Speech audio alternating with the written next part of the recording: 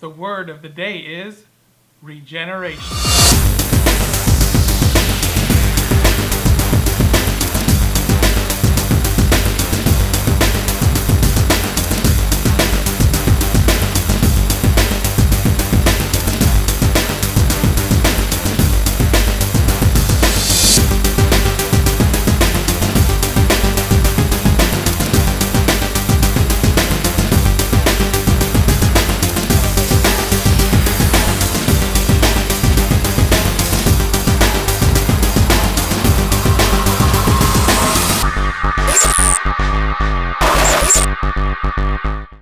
Hello tarantula lovers, I'm Alex and you're watching Tarantula Haven.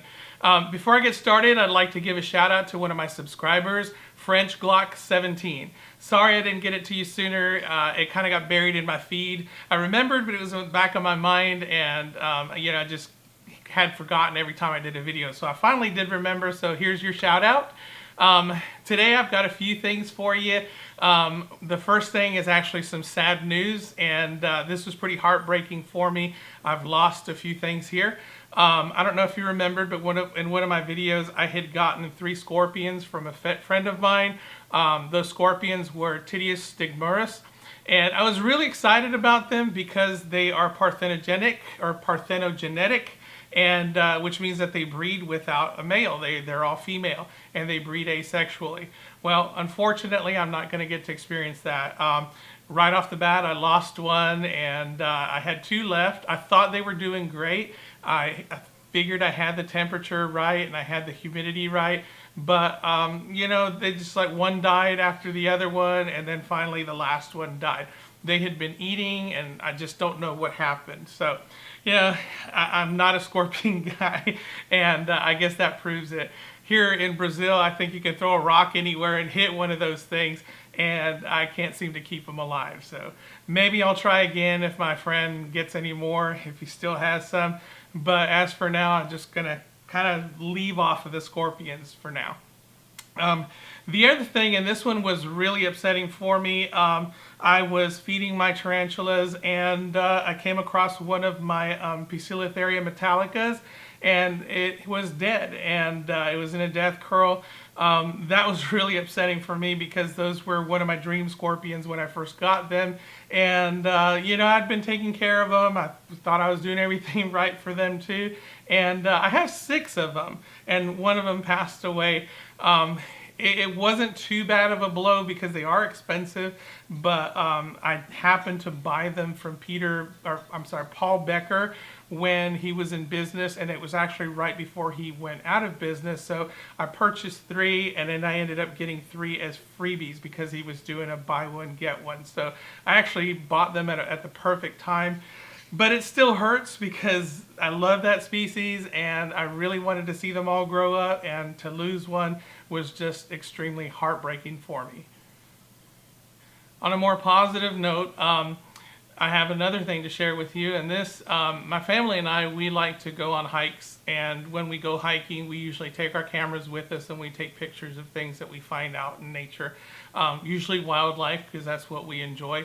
And my son happened to spot a green lynx spider, and I don't usually take things out of nature, but this was right before a freeze that we were going to have. It was really cold, and I decided I was going to catch it and keep it for a little bit, take some pictures of it here at home and stuff.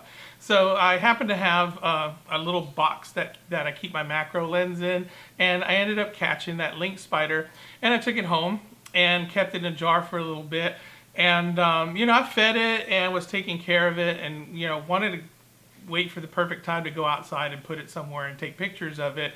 And before I could do that, it had made an egg sac, and so I was like, well, I just can't put it outside now that it has an egg sac. So I continued feeding it and taking care of it.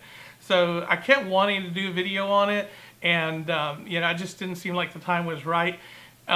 So there was one time I went to check on it, went to feed it, and I noticed that the spider was dead. And I'm not really sure as far as the lifespan of the lynx spiders, but I imagine after it laid its eggs or made its egg sac that it languished and died, because at that time the egg sac had opened up and all these little spiderlings were crawling everywhere. So again, I took care of the spiderlings because it was still too cold to just throw them outside and let them loose. And so I kept them for a while, and I fed them fruit flies and things. And finally today, I figured it was a perfect time. It's starting to warm up here in Florida, and I figured it was a perfect time to let it go. So I went ahead and, or let them go. And I went ahead and let them go out there in my garden. So hopefully I'll be able to see those spiderlings later on grow into mature adults. And I can enjoy them as well and take some pictures of them. So yeah, here's a little video of that experience.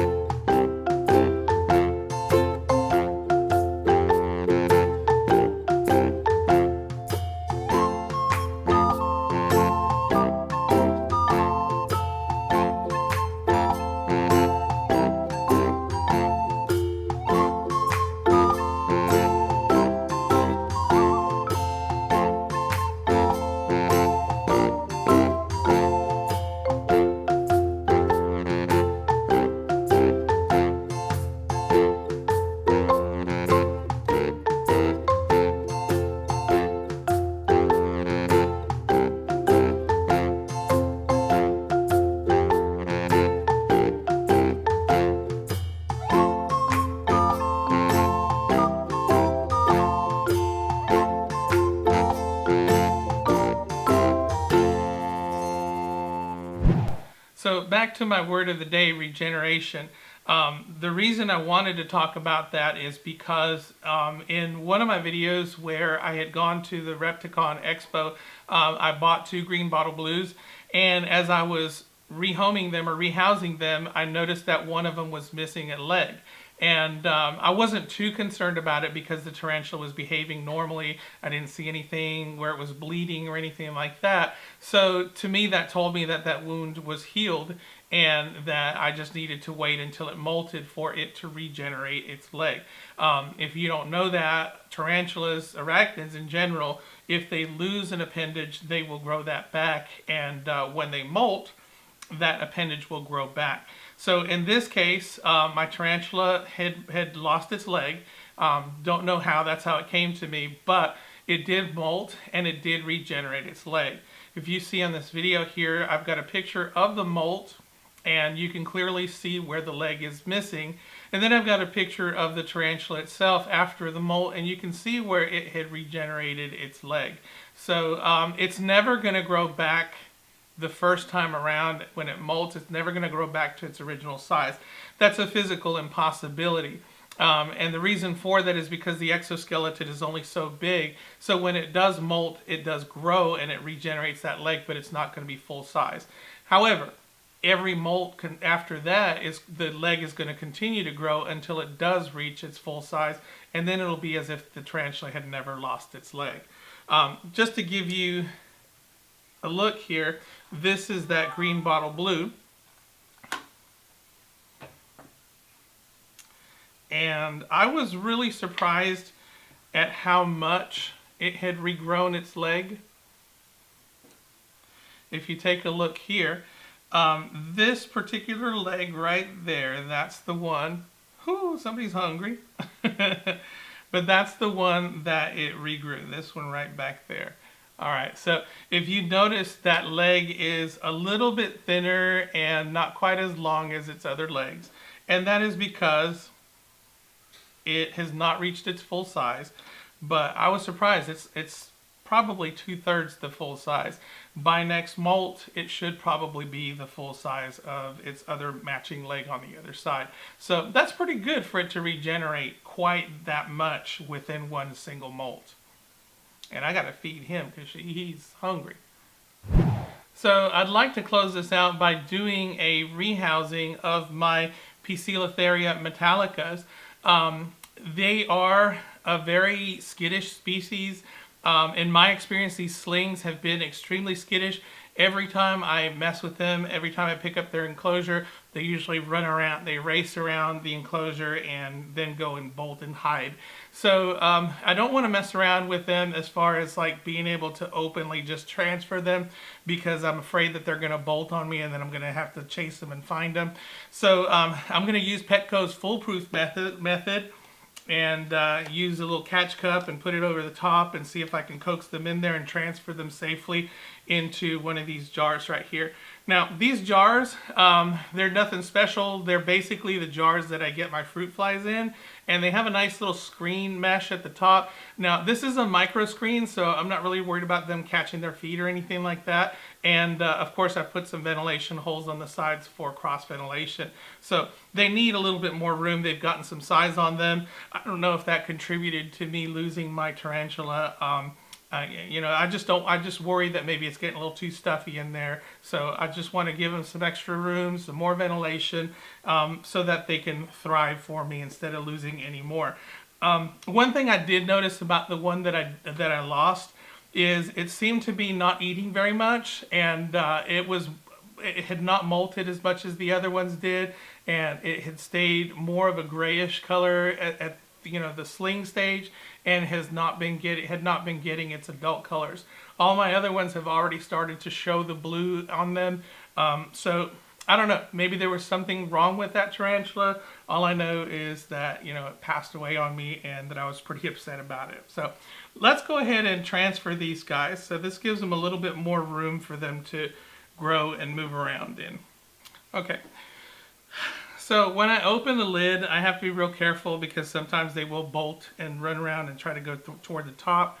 So, I just kind of got to watch out and make sure that they're not doing that. And this one's good. And then I will go ahead and put this cup over and see if I can get this to work.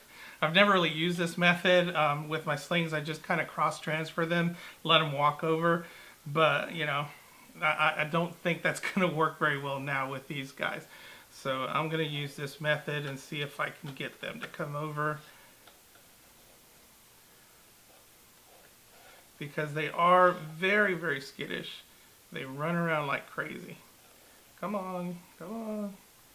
Oh, you were almost there. Get up there, get up there. Now, funny story, this particular one has a name, and I don't usually name my tarantulas, especially when I have a bunch of them. So the reason this guy has a name, his name is Dizzy, is because when I first got him, I usually like to take pictures of him, and I had him out, and I was taking his picture, and he tried to bolt on me, so I took a catch cup, and very light catch cup like this, and I kind of dropped it on him, and immediately he started twitching, and it freaked the heck out of me. I thought I'd killed my spider, so I put it back in the jar and put it away, and it recovered. So I thought I had killed it, but it actually did not get killed, and it recovered. So I named it Dizzy because I had practically knocked it out. All right, so this is working pretty good. I got it to go into the jar, or into the cup, and now I'm just gonna set it on top of this other jar and slide out the cover from underneath and see if I can get it to drop into the new enclosure. So, oops, I need my stick. I think my light is dying here. All right, buddy.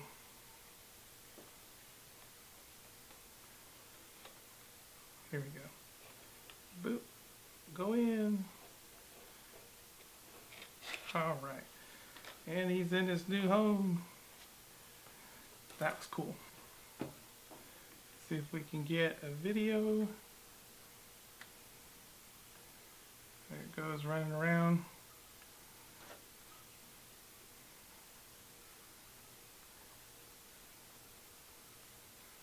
All right, so there's Dizzy.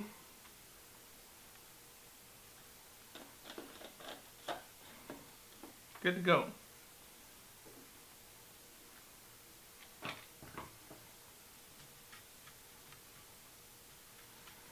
And I'm going to get a new light. Okay, so I got my good old desk lamp here. This should do just fine. Okay, I'm going to transfer Zippy. And this one I named Zippy because it zips around every time I open up its enclosure. So Zippy's going to go. Oops, this is not Zippy's. This is Zippy's. Alright, so let's see how we can do this. Let's open that up.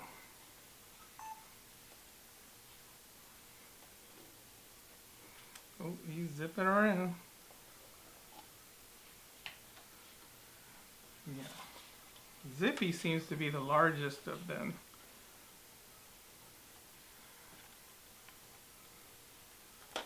Okay. So let's get him over.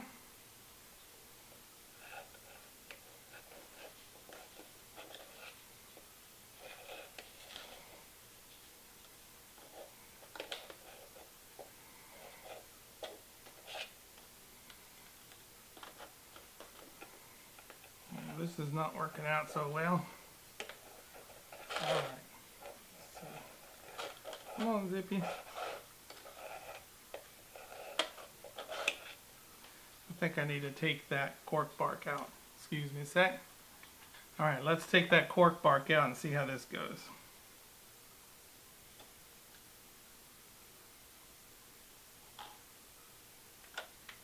Alright, got that out.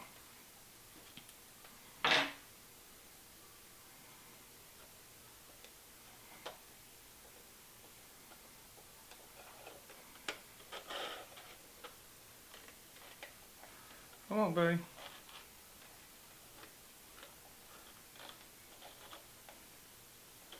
He doesn't want to budge. Come on. You got it, you got it. There we go. It's a little bit better. Come on, come on. Get up, get up, get up.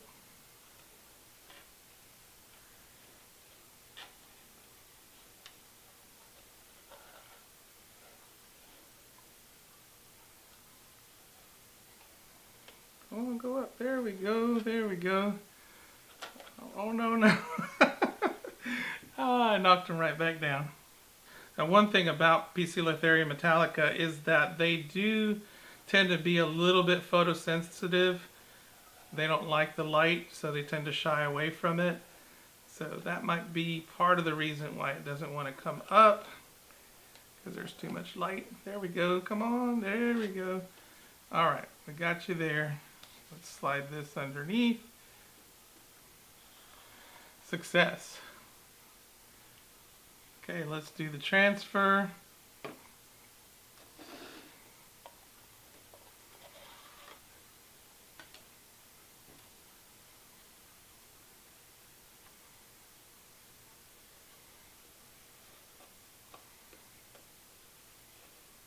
Come on. Now you gotta go down.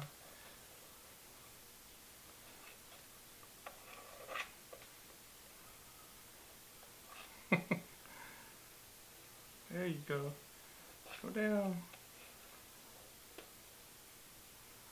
There you go. All right. So he's in his new home. Let's get a look at him. Come on. There you are. Beautiful, beautiful species. I can't wait till they get their full colors in. Can't wait till they reach maturity. They're beautiful. 2 down, 3 to go. These guys, these don't have names. Didn't have anything unique happen with them, so they are nameless as of yet. Alright, gotta be sure. Yep, we're good. Okay.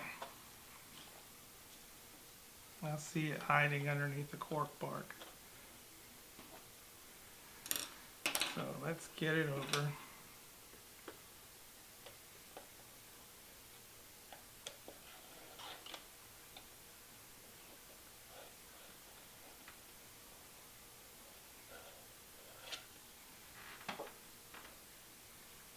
Don't know where he went.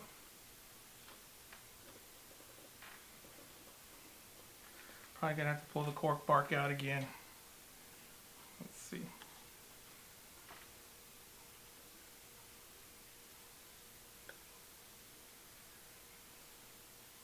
How we can do this.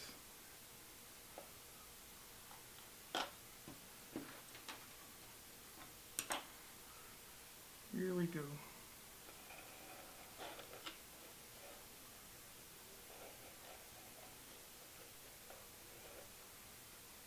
Come on, come on. Yeah, much quicker this time. Oh no, he fell. Spoke too soon.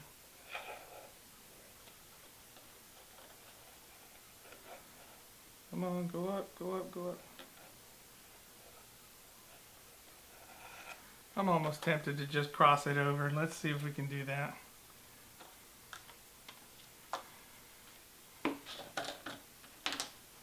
Ready with the catch cup.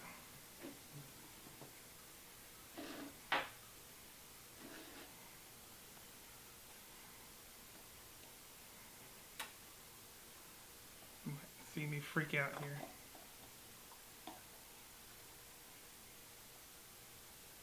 Come on, come on, come on. Yep.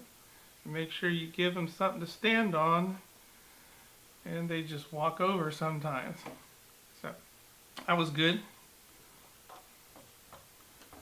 There he is.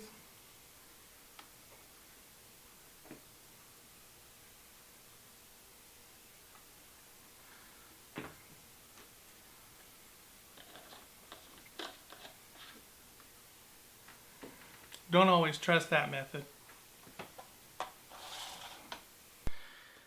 All right, number 4.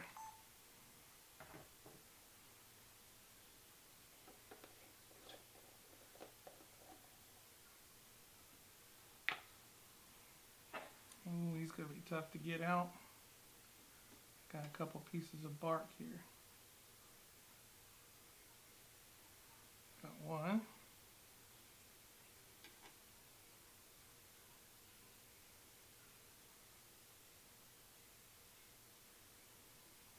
Take that web out.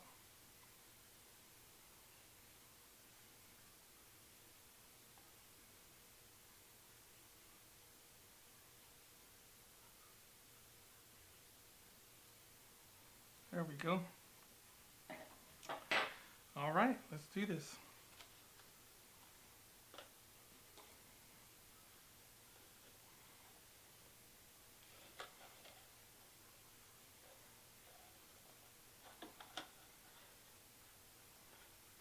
All right, I'm gonna walk them over.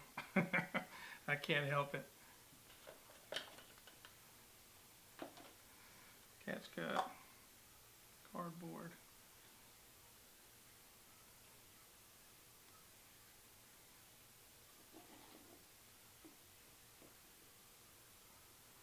Let's see if this works.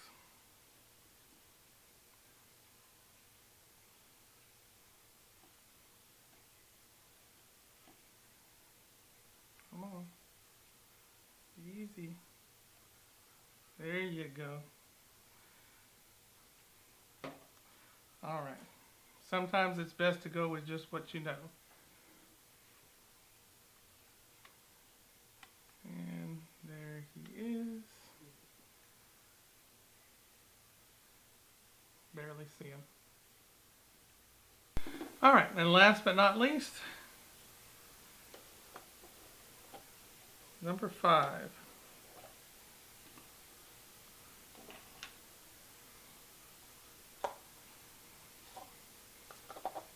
I'll give this a try, but we'll see.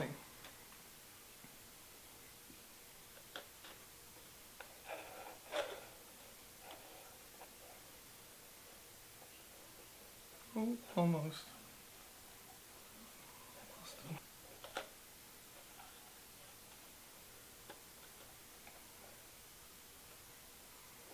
Come on up. Alright, it worked that time. No, he ran back down.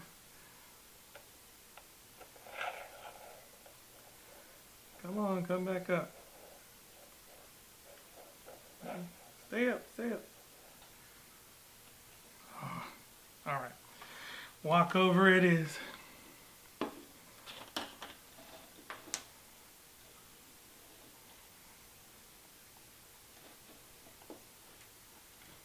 Well, this one's being a little bit skittish, so we'll see. Yep. Oh, Lord.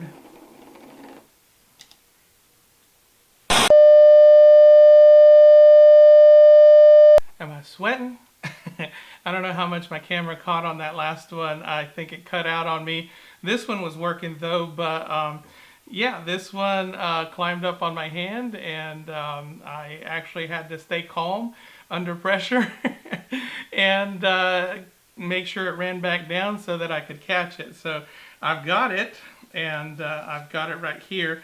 But you know, this one of those things where tarantula's not really out to get you. It's just trying to get away. It could have ended badly for me, but you know, I just kind of had to take a little while to freeze, or take a second to freeze and let the tarantula do what it was going to do, and then kind of coax it back down so that I can get it back to where it needed to be.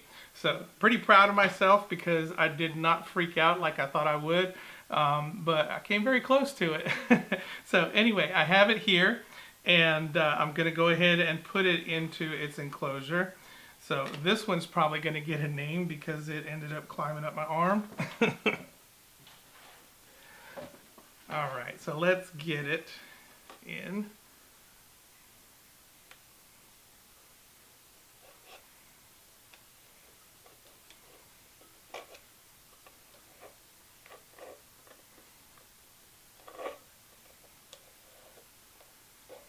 All right, having a hard time getting it in there. There we go. Go on. And we're good. All right. So, last one down.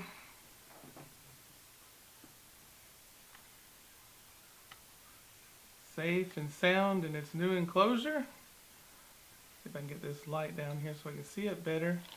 Oh yeah, you can see some of that blue coming out there. There we go. All right.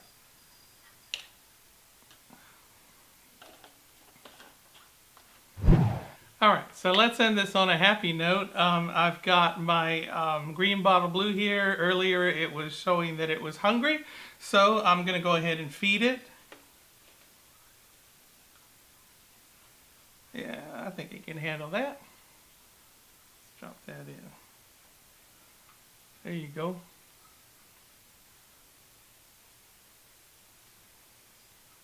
And there it is.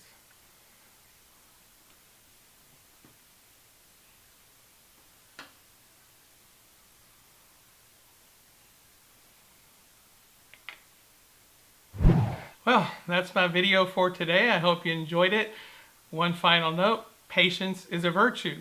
I lost patience using the foolproof method of transferring my tarantulas, and you know, I decided to walk that one over, and it was being very skittish, and it walked up my arm. So I had to test myself on that one, and I had to make sure I didn't get bitten, and I had to make sure that I didn't kill my tarantula in the process. So I was pretty proud of myself for that. I did remain calm as possible and managed to get the spider to crawl back down and capture it so that I could transfer it into the enclosure. So all's well that ends well, right? If you enjoyed the video, please hit the like button. If you want to see more, please subscribe. Until next time, keep loving them tarantulas.